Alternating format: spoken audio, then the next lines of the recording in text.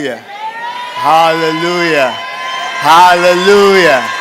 Hallelujah. Hallelujah. Hallelujah. Hallelujah. Hallelujah. Hallelujah. The highest form of praise is the hallelujah. Now, let me tell you something. Every hour on the hour, your heart is beating at least 5,000 times. In a day, 24 hours, it's been beating over 115,000 times. In a month, the month of January has gone by and now we're in February, your heart has been beating at least 330,000 times. That enough is enough for you to shout, hallelujah! Somebody shout, hallelujah! Hallelujah. Amen. See, I love that. Now, I know in a couple of hours, you're all going to be screaming the same thing, right? When the Super Bowl starts, right? Now, I never thought that I would say this. Okay, now it's a Super Bowl, but I'm a Cowboys fan, through and through. Now, I never believed that I would actually be rooting for the Eagles. Ew. I don't want Brady to win. I don't want him to win. No.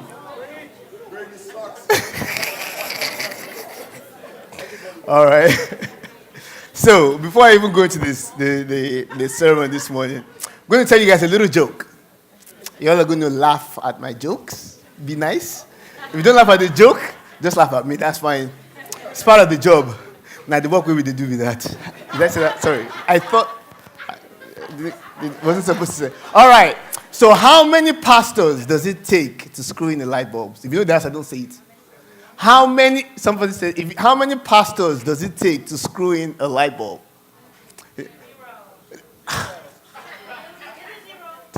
It's zero. Because God said, let there be light. And there was light. God doesn't need me. Also, right? See, you guys are so much nicer. First service, there was a lady looking at me like, that was a horrible joke. So thank you guys. I appreciate it. Thank you. Because it's not easy standing up here. All right. Let us get into the word. Let us just say a quick word of prayer. Heavenly Father, Lord, we bless you this morning. Father, we magnify you. Your word says that at the entrance of your word brings light. But Lord, we pray that you bring light into our hearts and our mind this morning in the mighty name of Jesus. We pray, O Lord, that your word, O Lord, will flourish. It will take roots and it will bear fruits in our lives in Jesus' name. We pray, O Lord, that you give us a discerning spirit this morning, O Lord. That you give us an open heart, O Lord, and an expectant mind, O Lord. Heavenly Father, Lord, we pray that you just be with us, O Lord. I pray, O Lord, that you just help me this morning. Let me not speak out of my wisdom or out of my intellect or out of my flesh, O Lord, but out of the direction and the unction of the Holy Spirit. In Jesus' mighty name we pray. Amen, amen, amen. All right, so we're going through the story, which is the Bible in chronological order. Now, in today's sermon, we're going to be looking at the tribe of Judah and how they were exiled to Babylon. Now, in this story, what you're going to see is you're going to see God's mind. And most importantly, you're going to experience and see God's heart and his character. You see, for us to effectively walk this walk, for us to follow the way, the truth, and the light, for us to experience God in a way that we never have, for us to effectively live a kingdom life, we have to understand and know who God is. We have to know how he operates and what his will is. It is the same thing in our professional lives. For those of us that are medical doctors, when a patient goes into stroke or cardiac arrest, you know what to do. There are protocols. There are frameworks that you work within so that you can be successful in that position. Amen? If you are in accounting or finance, when it's the end of the month and you're booking revenue, you know you're supposed to go with GAAP, generally accepted accounting principles. And if you're in finance and you're creating budgets And forecasts, there are baseline assumptions that you use. And obviously, you don't go using Nigerian exchange rate. You use LIBOR, right? You don't want to use Nigerian or another country's exchange rate. You're going to use LIBOR.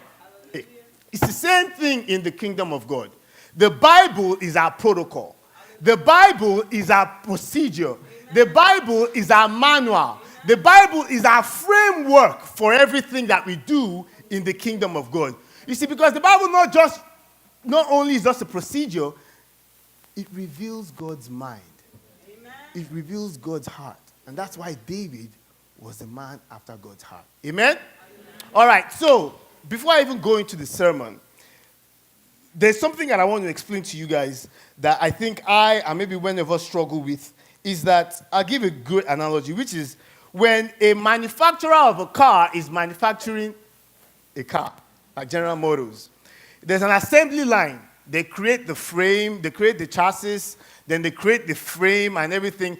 At the end of that line, what they do is they put their logo on it. They put their image on it. And what that says is, General Motors, I guarantee that this car works the way it's supposed to work. I put my name, I put my reputation, and everything behind this car that is going to do what I said it's going to do. And at the end, what they also give us is a manual. I've never read that manual. I don't know. I don't read it. It's this thick. I don't read it. But it's there. It is the same thing in the kingdom of God.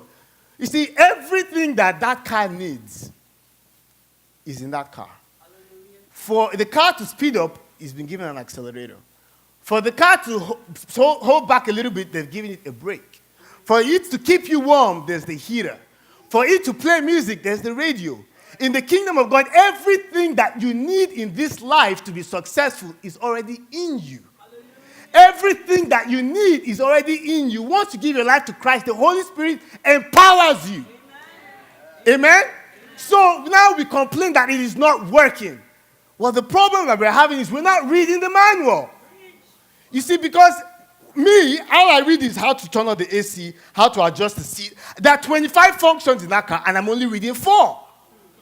I've only read 4. I've read Genesis, and I've read Matthew, and I've read Revelation. I want to know what happens at the end. But then, we say it doesn't work. It's not going to work.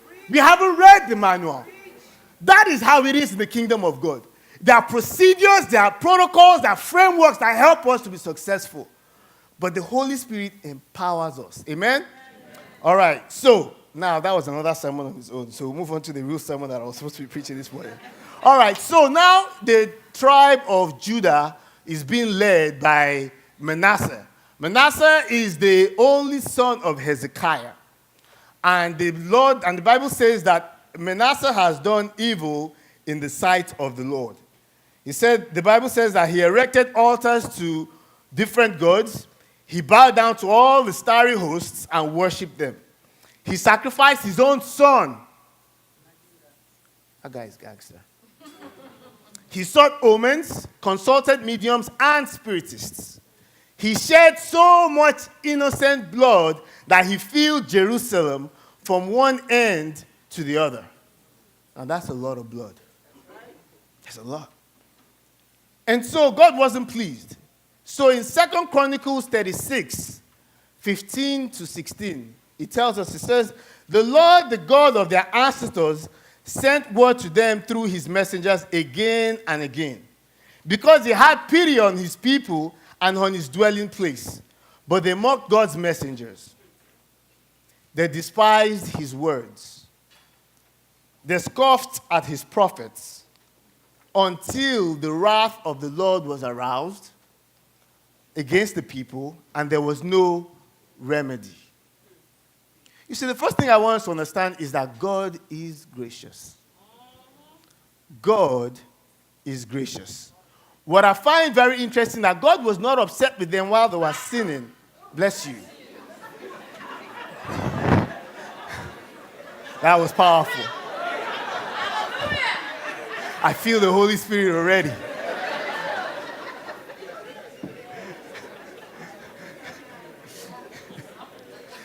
I find it very interesting that God was not angry with the Israelites while they were sinning. Not until they started mocking God's prophets and despising his words and scoffing at his prophets. So I was asking myself, why did it take God so long to respond? Why did it take God so long to get angry with the tribe of Judah? Then I looked in Psalm 103, verse 8. Psalm 103, verse 8. It says, the Lord is compassionate and gracious, slow to anger and abounding in love. See, God can't deny himself. He is ever patient, ever faithful, ever loving. Unlike me. See, I have an 8-year-old son. And before I even get to my 8-year-old son, I went to school in Nigeria. And from my 10th to 12th grade, I was in boarding school. So when they served the food, I had to eat really fast. Many of you know what I'm talking about. Don't act bougie. You know what I'm talking about. You had to eat fast. Come on, you know it. Because the seniors, if they saw your food that you hadn't eaten it, they will eat theirs and they will eat yours. Right? They're going to eat your lunch and their lunch. Right? So you had to eat fast. Now, I have an 8-year-old boy that he's never been to Nigeria.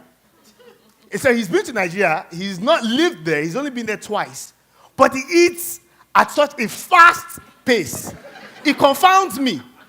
He doesn't even eat his food. He inhales his food. You know, you don't want him to embarrass you when you go outside now. You don't want it to be... because you don't want it to be embarrassing you don't they feed this boy at home? So you have to so I get really upset. What is wrong with this child? You know? But God isn't that way. God is compassionate. His love is abounding. Another reason why I realized it took God so long to respond was because in Romans 3:25, it says, people are made right with God when they believe that Jesus Christ sacrificed his life, shedding his blood. Now check this out. This sacrifice showed that God was being fair when he held back and did not punish those who sinned in times past. For he was looking ahead and including them in what he would do in the present time. Hallelujah. God did this to demonstrate his righteousness, for he himself is fair and just. Hallelujah. Amazing. Amen. God is real cool. Somebody say God is real cool. That he was not looking at the sins of the tribe of Judah, but he was looking at the cross in the future. Amen? So rather than him punishing them right now, he was looking at the cross. The bloody cross. The cross where they cut him. The cross where they stabbed him. The cross where they nailed his hands and his feet to. The cross where they abused him. The cross where he was ashamed. That cross is what he was looking at. Now, I don't know about you guys. When Noah is sitting fast, I'm not looking at the cross. I'm looking to smack him upside the head instantly. I'm not looking at the cross at that point in time. I just want to make sure that he stops before he chokes. Amen? But God isn't that way. So the second thing I want us to understand is that God is just. God that we serve is a just God. You see, God was so angry that the Bible says that his anger was aroused and there was no remedy. My brothers and sisters, I pray that we do not find ourselves in a situation where there will be no remedy. Amen. No. I'm talking to somebody here. I pray that when in days of adversity, God will deliver you. Amen. I pray that in the times when you are going through something, that remedy, God will bring it. Amen. You see, because you don't ever want to be in a position where there is no remedy.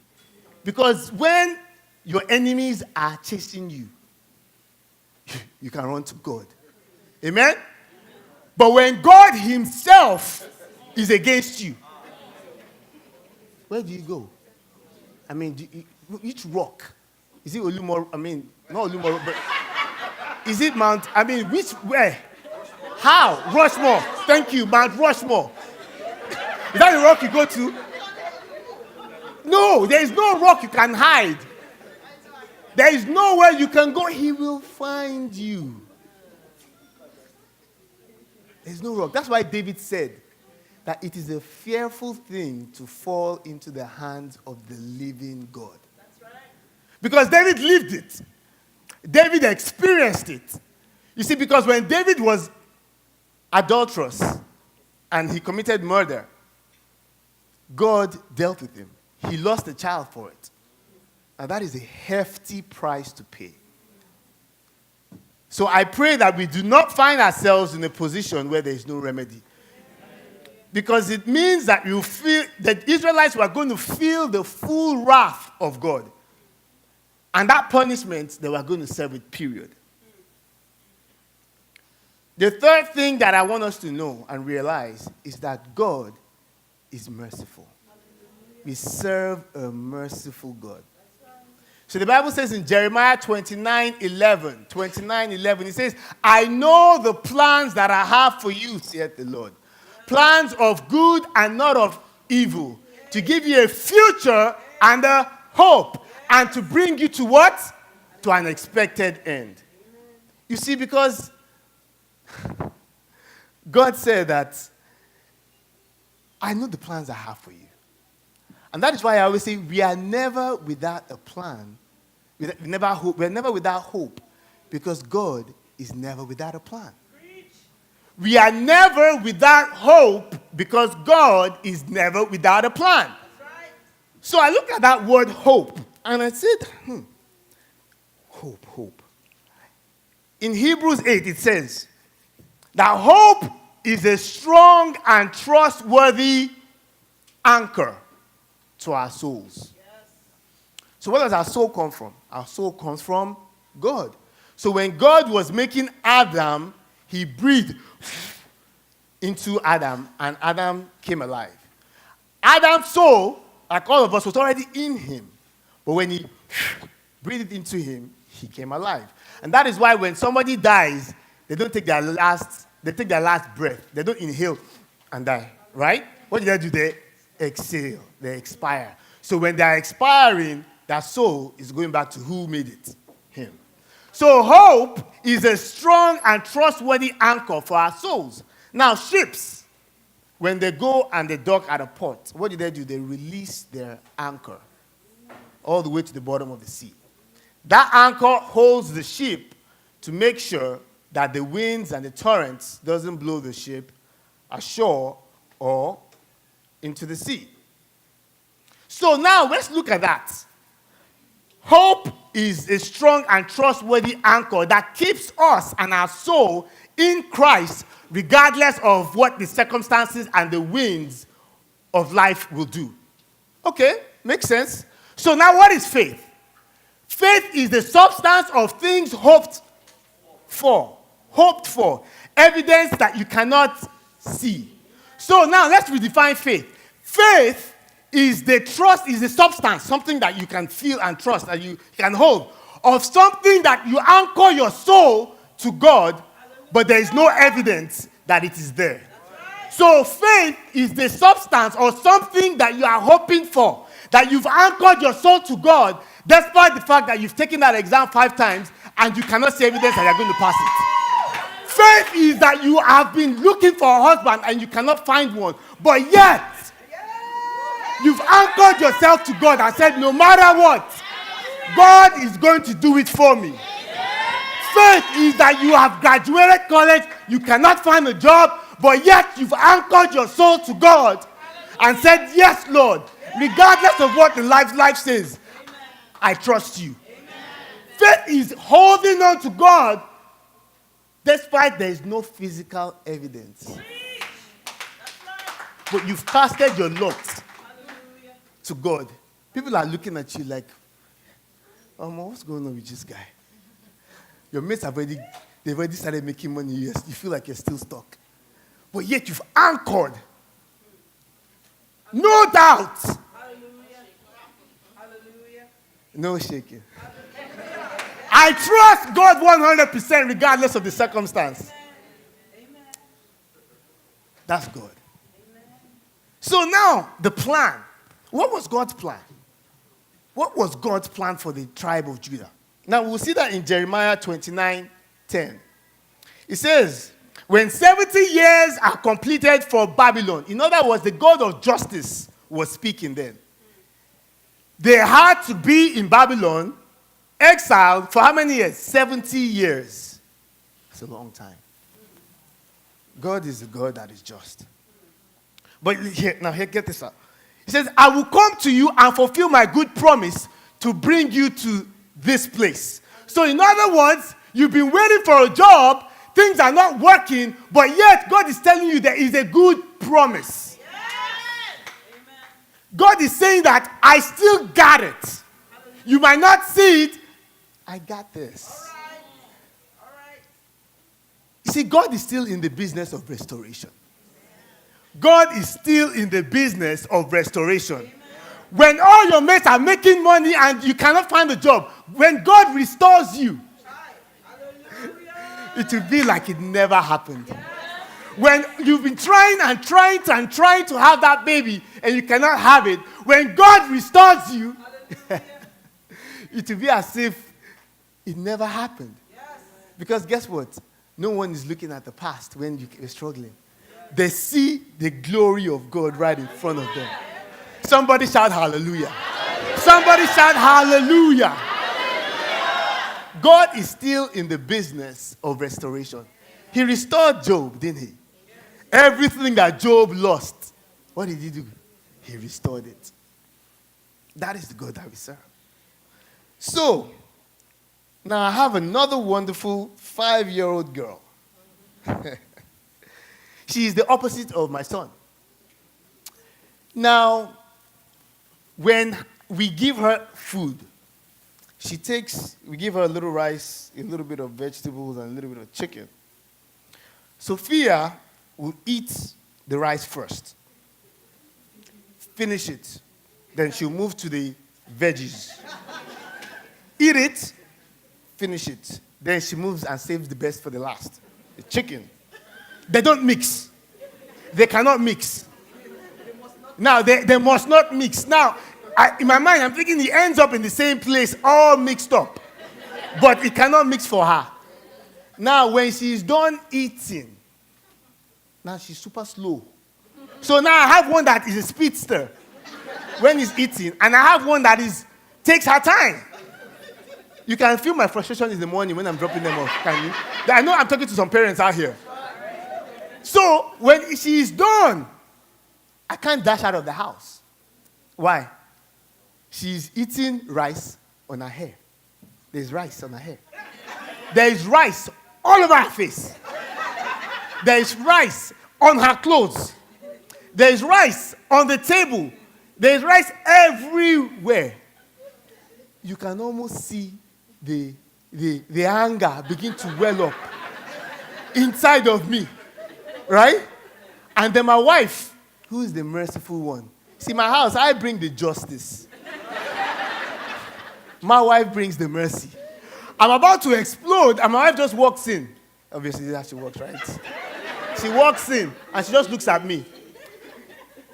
And that look is, have mercy. Be nice. So, I'm about to... I have to swallow that justice. Back to where it came from, back to the sender. I have to swallow that justice or else. But you see, God isn't that way. You see, some people ask, is God the God of wrath of the Old Testament? Or is he the God of mercy of the New Testament? But you see, God is both.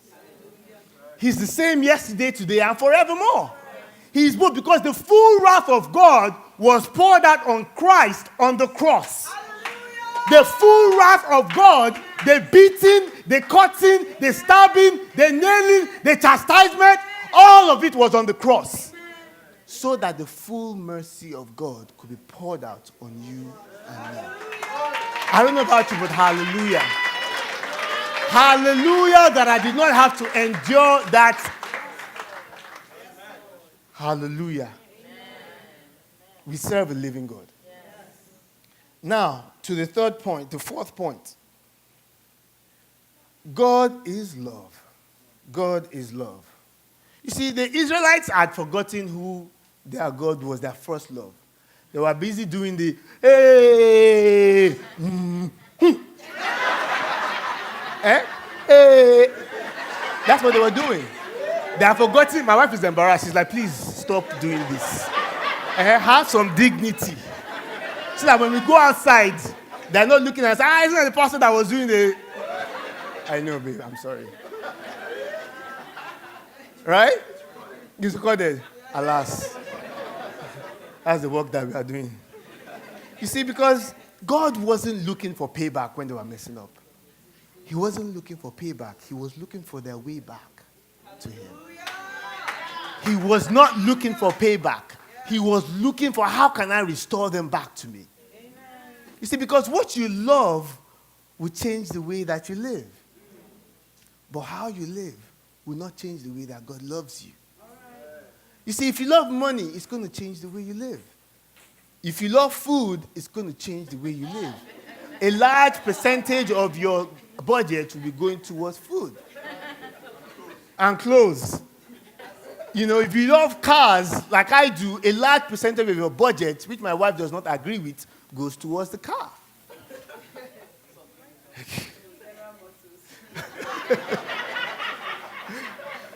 It will change the way you live. But how you live, it's not going to change the way that God loves you. Amen? Amen? He's not looking for payback. He's looking for your way back. Amen. So what can separate us from the love of God? Can death separate us? Can illness separate us? Can sickness separate us? Can persecution separate us? Nothing can separate us from the love of God. Nothing can separate us from the love of God. Amen? Amen? So understanding God's character, who he is, and the manual that we've been given, helps us to be successful in this kingdom living. Now, is it going to be easy? No. Every day there's a challenge. You just have to surrender and say, Lord, help me. Help me, Lord. And because he's faithful. He's ever faithful. And that is why that psalmist sang that song that said, great is thy faithfulness. Great is thy faithfulness. Morning by morning, new mercies I see. All that I have needed, thou hast provided.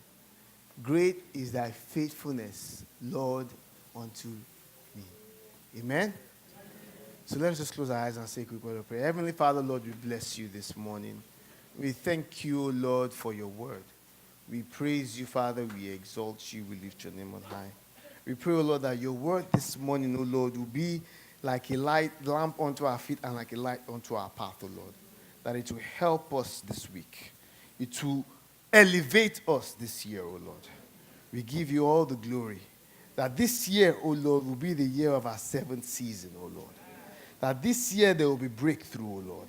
That helping us understanding who you are, O Lord, will help us to be elevated, O Lord. We give you all the glory and all the praise. In Jesus' mighty name we pray. Amen. Amen. Amen.